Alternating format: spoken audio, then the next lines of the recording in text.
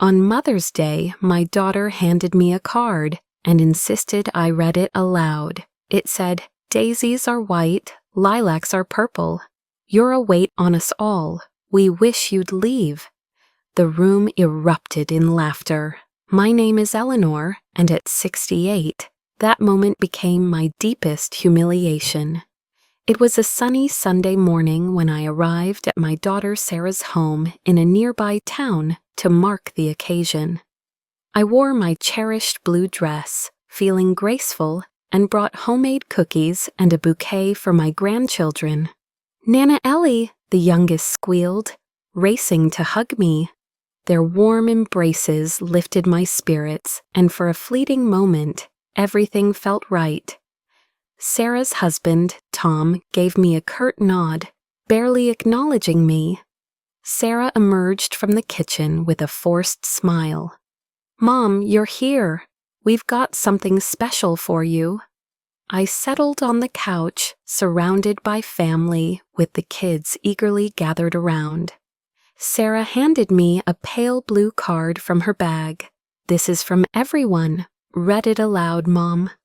My fingers shook slightly as I opened it, charmed by the little heart doodles the kids had drawn. I began reading in a cheerful tone. "Daisies are white, lilacs are purple." My voice faltered as the cruel words followed. "You're a weight on us all. We wish you'd leave. Your time's done. Signed, your family, who's tired of you." Silence hung heavy for a few agonizing seconds. Then Tom let out a sharp, mocking chuckle.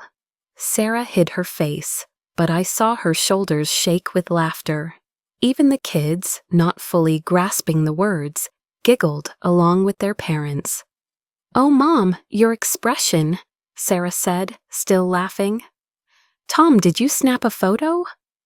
My heart broke. Tears welled up, streaming down my face. The card slipped from my hands to the floor. "It's just a prank, Mom," Sarah said, her tone devoid of regret. "Don't be so sensitive. You always overreact." Tom retrieved the card, smirking. "Yeah, Eleanor, it's just a bit of fun." "But you know," he hesitated, "you've been around a lot lately. Maybe it's time to think about other arrangements." "Other arrangements?" I whispered, my voice trembling. Sarah sat across from me. "There are nice retirement homes for people your age, Mom. You'd be happier there with folks like you." The phrase retirement home echoed like a final judgment. My own family saw me as something to discard. "But I thought we were celebrating Mother's Day together," I murmured, barely audible. "And we are," Tom said, his tone patronizing. "But let's be real. You're getting older. You need more care than we can manage with our busy lives." The grandkids stared, confused. The eldest, just 7, tugged my hand. "Nana, why are you sad?" Before I could respond, Sarah pulled him back. "She's fine, sweetie." Just being emotional, I sat there, more isolated than ever. On a day meant to honor my role as a mother, my daughter had turned me into a laughingstock. Shakily, I stood. I think I'll leave." "All right, Mom," Sarah said, not bothering to rise. "We'll call you soon." I walked out, clinging to the last scraps of my dignity, though inside I was shattered. That night, alone in my quiet home, I wept until I had no tears left, but something shifted within me. The betrayal sparked a resolve I hadn't felt in years. It was time my family saw the real Eleanor. The next morning, I cut off contact with them. But first, I needed to understand how I'd reached this painful point. I sank into my old rocking chair, where I'd once soothed Sarah as a baby and let memories flood back like scenes from a film. It began when I was 32. Sarah's father left us when she was 4, disappearing one morning with only a brief note on the counter. "I can't handle this anymore. Sorry." He didn't even say goodbye to her. That night, I held Sarah as she sobbed for her daddy. "He had to go far away, sweetheart," I whispered, vowing she'd never lack for anything. I kept that vow. For 14 years, I worked long hours at a garment factory, my hands rough from stitching aprons late at night. Every penny I saved went to Sarah's future. When she was 18 and dreamed of becoming a nurse, I sold my grandmother's necklace, my only heirloom, to fund her studies. "Mom, are you sure?" she asked. "Absolutely, darling," I replied. "Your dreams come first." During her 4 years in college, I took on extra weekend shifts cleaning houses, coming home exhausted but fulfilled, seeing Sarah study at our kitchen table. At her graduation, I wept with pride. "We did it, Mom," she said, hugging me tightly. "I owe it all to you." Then she met Tom. He seemed kind and dependable at first, and I warmed to him.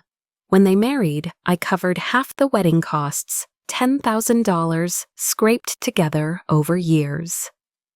"Mom, this is too much," Sarah said when I gave her the money. "Nonsense," I replied.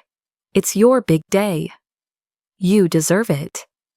When they bought their first house, I provided $20,000 for the down payment, my entire savings, thrilled to see them settled. When their 2 kids arrived, they became my world.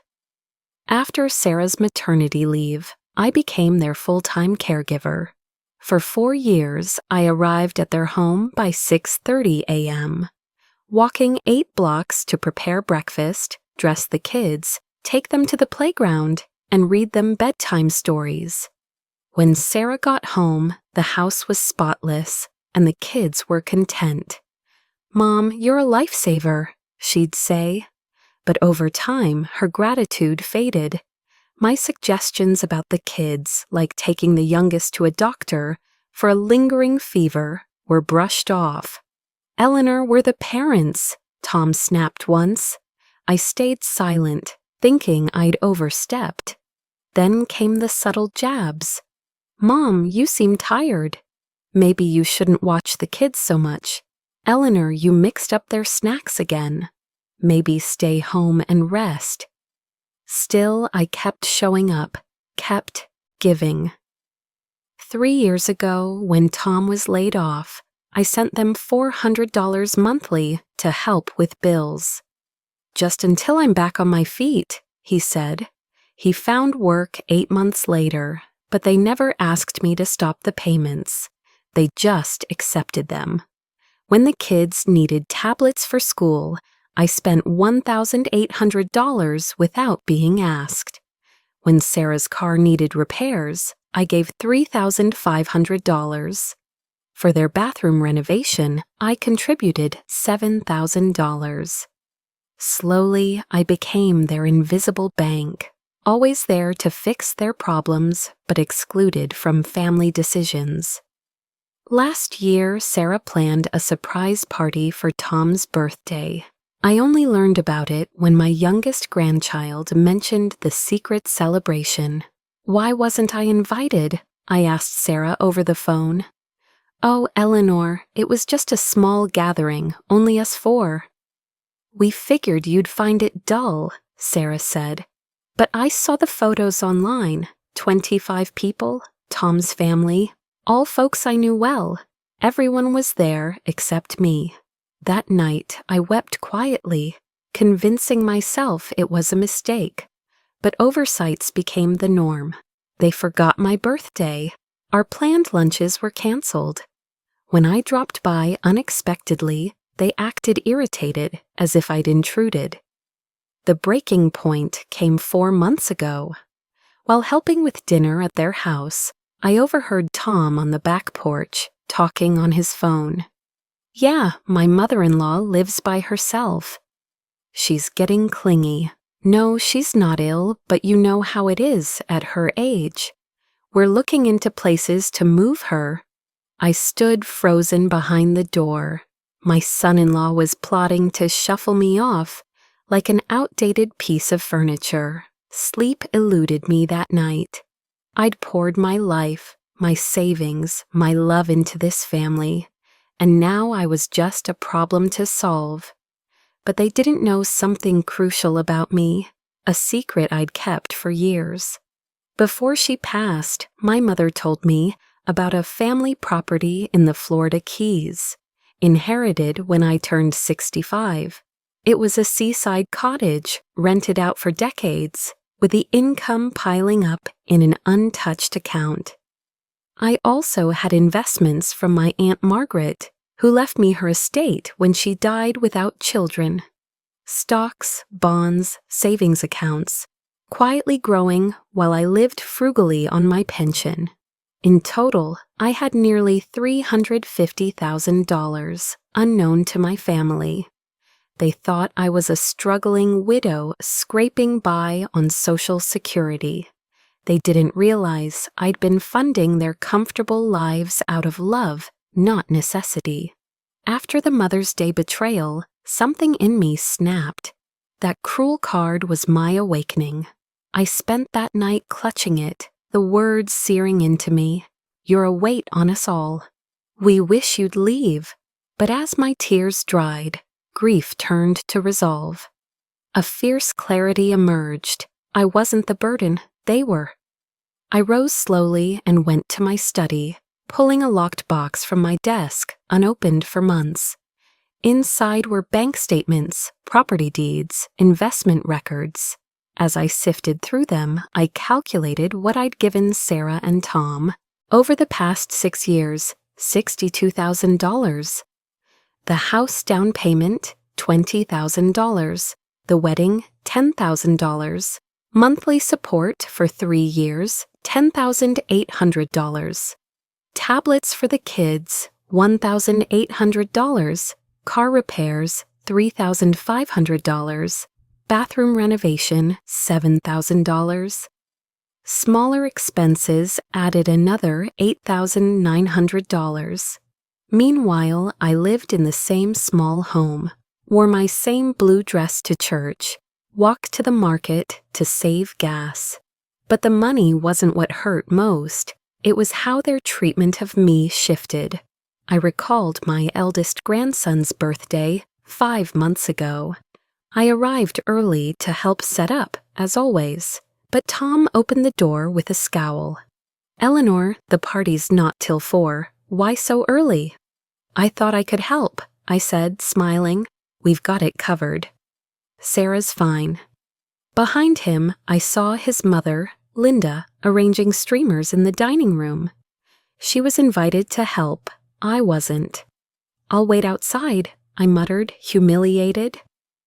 "Don't be so dramatic," Sarah called from the kitchen. "Stay, but don't mess with the food." "You always mix things up. Me, who'd cooked for them for years. I sat on the porch, a stranger at my grandson's party. Linda served the cake, earning praise, while I, who'd paid for half the party, was ignored. During the birthday song, I stood at the back, unnoticed in the family photos. Later, my grandson approached as I cleared plates. "Nana, why were you so quiet?" "Just tired, sweetheart," I lied. "Grandma Linda says you're too old for loud parties." His words stung. Linda, barely 2 years younger than me, was telling my grandkids I was too frail. Yet I kept giving money, kept helping, kept hoping for change. How naive I'd been. I remembered last Christmas when I spent $2,500 on gifts, a scooter for the eldest, a smartwatch for the youngest, a designer scarf for Sarah, a drill set for Tom. I arrived Christmas Eve, arms full of wrapped presents. The kids rushed to me, but Sarah redirected them. "Put Nana's gifts under the tree. We'll open everything tomorrow." My gifts vanished in their pile of packages. When opened, no one acknowledged who gave what. The kids mumbled vague thanks, but the worst came later. I'd brought Sarah a special gift, a sapphire brooch from my great-aunt, a family heirloom. "It's lovely, Mom," Sarah said, barely glancing at it. But I don't wear much jewelry. Maybe save it for the kids later." She handed it back without even touching the clasp. I'd pictured her wearing it, connecting to our family's history. That night, alone, I clutched the brooch and cried. It wasn't its value, it was her indifference to my heart. The final blow came 3 months ago when I caught pneumonia. Bedridden for 10 days with a 101-degree fever, I could barely move. I called Sarah, hoping she'd bring food or check on me. "Mom, we're swamped. Tom's got a big deadline, and I'm pulling extra shifts. Can't a neighbor help?" "But I can hardly stand," I pleaded. "You're not a child, Mom. You need to manage. We can't drop everything for a flu." I was burning with fever, and she dismissed it. She hung up and didn't call again. My 80-year-old neighbor, Mrs. Carter, brought me broth and ensured I took my medicine. A near stranger showed more care than my daughter. When I recovered and resumed visiting, no one asked about my illness, as if it never happened. Now, staring at those financial documents, my role in their lives became painfully clear. I wasn't the cherished grandmother. I was their cash machine. When they needed funds, Eleanor was there. When they needed a babysitter, Eleanor was there. When they needed someone to mock, Eleanor was there. But when Eleanor needed love, care, or a simple call during sickness, Eleanor didn't exist. That night, I made the toughest choice of my life. I opened my aging laptop and accessed my online banking, something I hadn't done in ages. I needed to take control. First, I stopped the $400 monthly auto transfer to Sarah's account. Next, I closed the shared savings account we'd set up for family emergencies, which only they ever tapped. Then I revised my will, redirecting everything I'd planned for Sarah and Tom to a charity for neglected elders. Finally, I did something I never imagined. I booked a plane ticket. It was time to visit that cottage in the Florida Keys I'd inherited. It was time to live the life I'd earned. But before leaving, I'd ensure my family realized what they'd thrown away. It was Wednesday morning when I put my plan into motion. I'd barely slept, managing only 2 hours, but I felt alive, resolute. I dressed in my finest navy suit, bought for Sarah's college graduation but rarely worn. I took care with my makeup and pinned my hair into an elegant chignon. I wanted to embody the strong woman I was, not the frail dependent they'd painted me as. My first stop was the bank. My financial advisor, Mr. Thompson, was startled to see me so early. "Mrs. Eleanor, what brings you in today?" he asked. "I'm making some major changes to my accounts," I said firmly. Over the next hour, I restructured everything. I halted all transfers to Sarah's accounts, closed the joint account from 4 years ago, and moved funds from my investments to my primary checking account. "Are you certain about this, ma'am?" Mr. Thompson asked, concern in his voice. "These are significant steps." "Absolutely certain," I replied. "It's my money, and I decide how it's used." Next, I visited my attorney, Mr. Reynolds, who'd handled our family's legal matters for years. "I need to rewrite my will," I stated bluntly. Mr. Reynolds, a kind older man who'd known me since Sarah was young, removed his glasses and frowned. "Eleanor, is everything all right?" "This is a bold move. Everything's clearer than ever," I said. I outlined my wishes, everything meant for Sarah, and Tom would now go to a charity for homeless seniors. I also set up a trust for my grandchildren, accessible at 25, but only if they maintained authentic contact with me, not out of duty. "Don't you want to sleep on this?" Mr. Reynolds pressed. "These changes are permanent." I've had 68 years to reflect, I said. The last 6 have shown me all I need to know. I signed the papers with a steady hand, no hesitation. Then I headed to a travel agency. I'd spent the night researching my Keys cottage, a charming 2-bedroom home in a serene coastal area, rented out for years by a management firm, with profits piling up in an account I'd ignored. I need a flight to the Florida Keys this Saturday, I told the agent. Vacation, ma'am? She asked. A freedom trip, I replied. I splurged on a first-class ticket. If I was starting over, I'd do it with flair.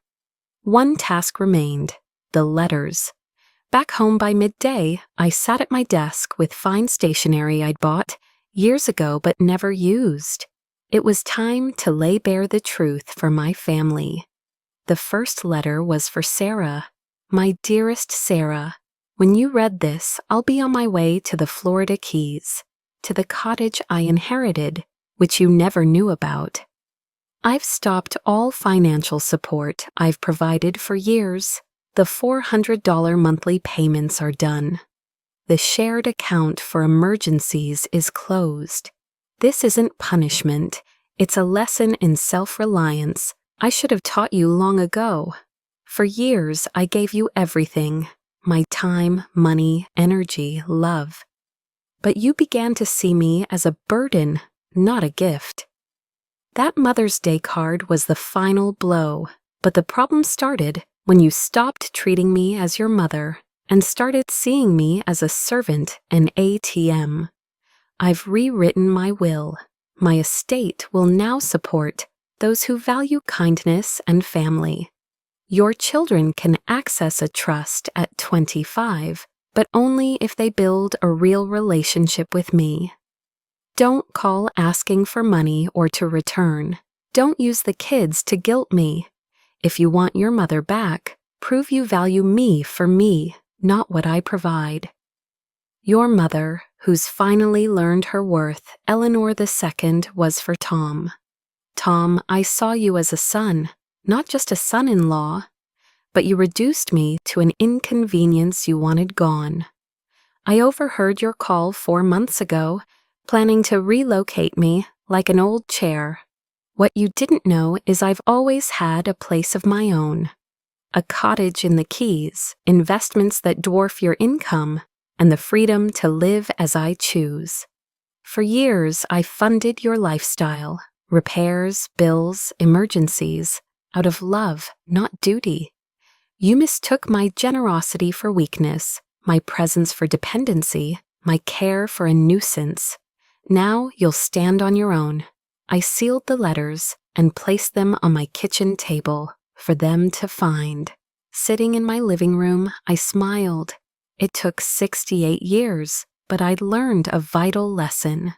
You teach others how to treat you by what you accept. For too long, I settled for scraps of affection, fearing loneliness.